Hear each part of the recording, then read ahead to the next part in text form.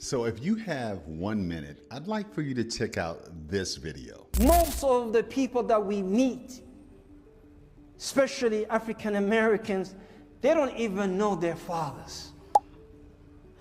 They don't even know their fathers. It was all of them, most of them were the product of one night stand. One night stand. They will tell you, I don't know my father.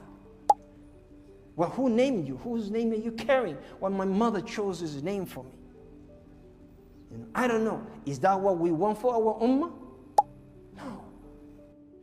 So I want to say this with as much clarity as I can possibly say it.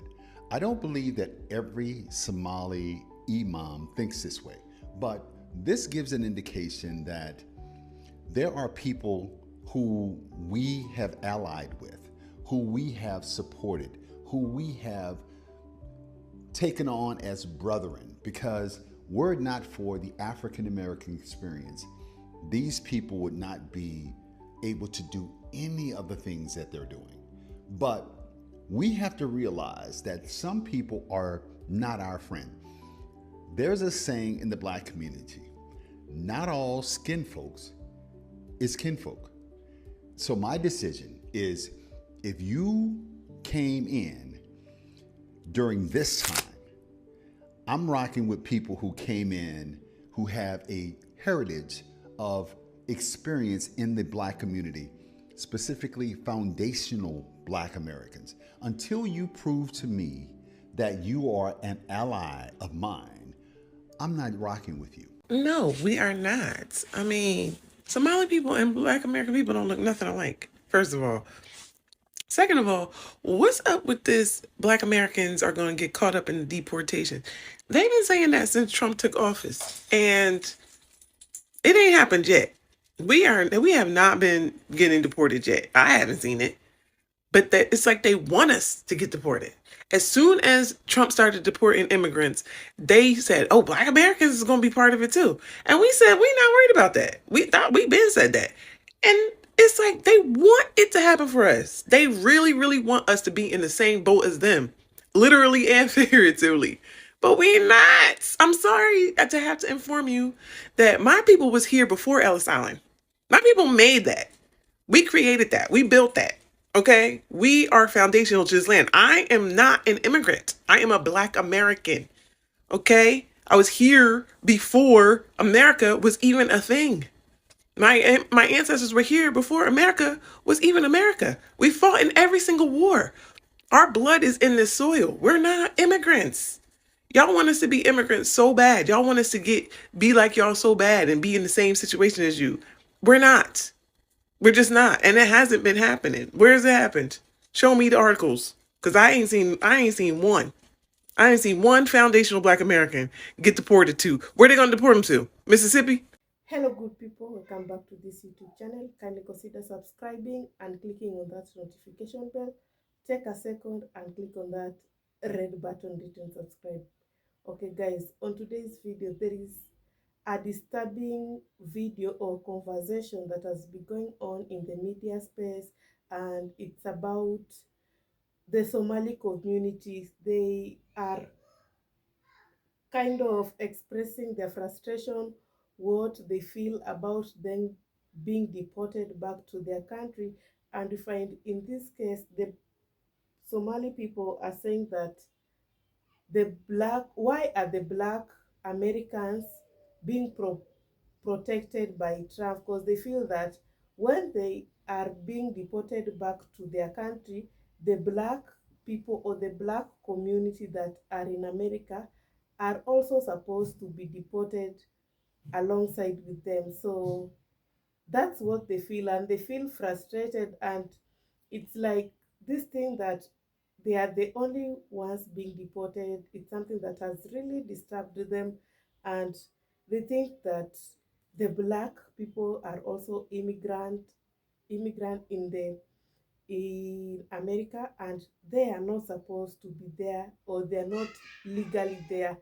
And this frustration, it has happened since Trump has removed their TPS, which is their temporary protected status, since it was revoked. So if many of the Somali people were told to deport themselves back to their country.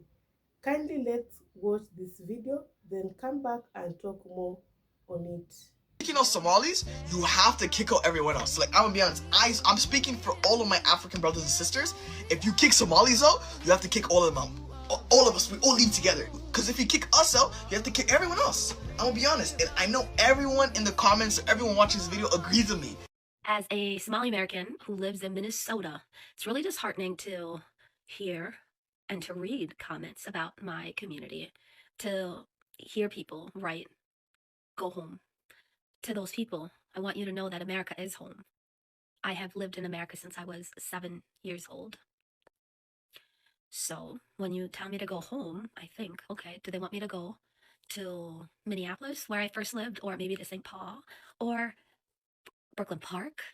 Again, we are your neighbors, we are your teachers, we are your principals, we are your lawyers, we are your, you can fill in the blank, we are Minnesotans. So Somalis aren't just welfare queens in America, they're welfare queens all over the world. I want you to listen to some of these numbers. In Norway, 73% of Somali immigrants are on government aid. In Sweden, 64% of Somali immigrants do not have jobs or education. In Denmark, 69% of Somali immigrants are on public benefits. And in America, according to President Donald Trump, 88% of Somali immigrants in the United States of America right now rely on a welfare program. So the question is, not only why are we bringing in so many people that are just coming here and becoming dependents of the state? The other question is, why are we bringing so many people here that become left-wing activists, start talking crap about America, and then all of a sudden start scamming the local and federal government to enrich themselves? I can go story after story after story. There's a woman in Minnesota right now that's living in a $1 million house that was paid for by laundered government money, and the partner, her husband, who bought the house, his name is still on it, but he has fled somewhere else. They can't find him. We all know the feeding our children scandal that's going on in Minnesota right now, where they've literally stolen hundreds of billions of dollars from local and federal governments. So the question is, why are we importing so many people from Somalia into America? Y'all out there, the Somalians is talking reckless. Y'all is talking reckless, especially it's one Somalian. I don't even know if I should call him brother because they don't want to be identified. They're not like us. So whatever, it's a Somalian man or Somali American man talking directly to Trump saying, hey, Trump, you go first. You leave first. You think we leaving? We ain't going nowhere. You going first. Your own communities, y'all said you had your own culture, separate from us. So now that you're in trouble, you want to claim blackness? You want me to advocate for a group of people, for a community that, generally speaking, collectively does not refer to themselves as black. There is a real tension between the Black Americans and the Somali Americans. Yes, after the recent political attack. TikTok supports white supremacy, so do you, and I went to your following. And unsurprisingly, I saw all those conservatives that you were following. The black community is not attacking Somali people. This administration is attacking Somali people. The black community is calling out the Somali people like yourself that even though you are seeing this administration call you liars, thieves, criminals, and are trying to deport you, saying that your IQs are inherently low, you are on the internet talking about black Americans. In fact, you don't have a video going over all the things this administration has said about your people. Instead, you have opted to demonize black Americans. There are many definitions for what you are doing, but black Americans have another word for this. I actually don't like that word, but you have a wonderful day. Do people always have misplaced anger when it comes to black Americans? So I'm talking about how I see a lot of Somali people mad with black Americans at their response to what is currently happening. But at the same time, I don't see those same people making videos about the white woman that called y'all the N-word at Cinnabon and said that she was openly racist. A lot of black Americans have still had solidarity with them during this situation, but some of us just do not care. But you cannot be mad at black Americans for not getting into your fights when that's not our fight to even get in. The same group of people who use microaggressions when speaking about Black Americans, like they are exempt from something, and now they are actually seeing the treatment that Black Americans have been talking about for decades, but they never wanted to believe it. They always thought it was our issue as to why we were being treated the way that we were being treated. I don't like diaspora wars. I feel like a person who is racist is going to treat all of us the same. If you are not of a certain ethnicity, of a certain race, they are not going to like you regardless. But for some reason, certain racial groups think that they are better than Black Americans, and they think that any type of treatment that Black Americans get is because of how they act. When no, they're racist. They don't like you either. Somalis. What's going on, Somalis? How y'all doing this morning, afternoon, or evening? Wherever you see this video, how y'all doing? Now, why y'all have so much anger and disrespect towards the Black Americans? Why? Why y'all so upset that we're not speaking up for y'all? Why? Just talk to me, Somalis. Why are y'all so upset? Why the vitriol and anger towards us? And not towards the YT man? Why? That's why I don't get. Why the displaced anger towards us, the Black Americans? Y'all never liked us. Y'all never even rock with us. Just being for real, just being honest. And I'm seeing countless and countless and countless of videos on what y'all did in Minnesota, right? Y'all say, well, we marched for y'all doing the Black Lives Matter. I said, Black Lives Matter? Yeah, Black Lives Matter. I'm like, Black Lives Matter. George Floyd, all the Somalis, we marched in the streets in solidarity for the Black Americans on when the police unalived George Floyd. I'm like, oh, okay. I'm going to be honest with y'all. When I saw y'all marching for George Floyd, I just looked at it as just an even, fair exchange. You know why? On what we did for y'all. And what we did for y'all was we donated money to feed the children. This is a wet feeding center. That means cooked food is being distributed here. This is very good because we're sure then this is reaching those most in need. These people have traveled from very far and many are losing children along the way, and we have to ramp up these operations. Over 300,000 people here in Mogadishu need help, and those numbers are growing daily. But the cooked food needs to be fortified. We need to add in the vitamins that can help protect these children even better. And so these contributions that are coming in will go directly to operations like this and fortifying this food.